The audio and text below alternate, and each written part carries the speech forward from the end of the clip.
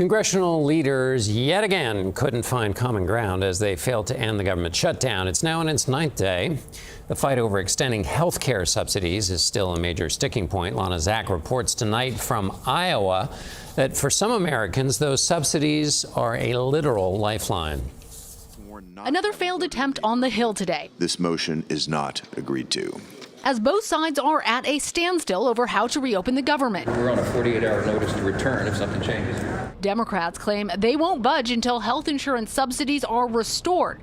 But Republicans say reopen the government and then they'll discuss. For Lori Hunt, the debate isn't just numbers. It's her ability to stay healthy and alive. If you didn't have the subsidy, what would happen for you? I couldn't afford it. I'd have to cancel my insurance.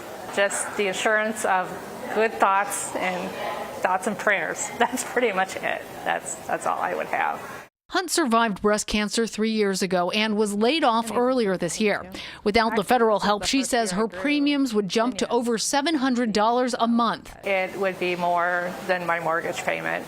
It's estimated that 3.8 million Americans won't be able to afford insurance without the tax credit, including 2 million by next year. And according to KFF Health News, the average premium would double by about 114%.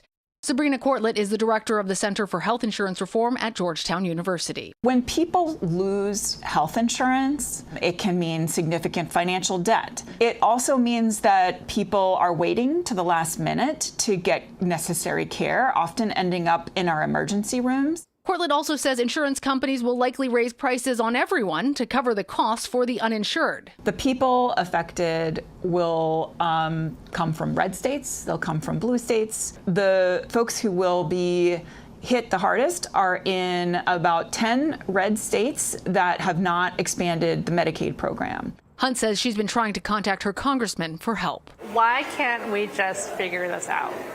Now, our expert also emphasized that these ACA marketplaces serve as a safety net, particularly as more Americans are moving toward gig work. Advocacy groups, meanwhile, say that people who are in the marketplaces, they can expect to be notified in the coming weeks about just how much those premiums are going to increase.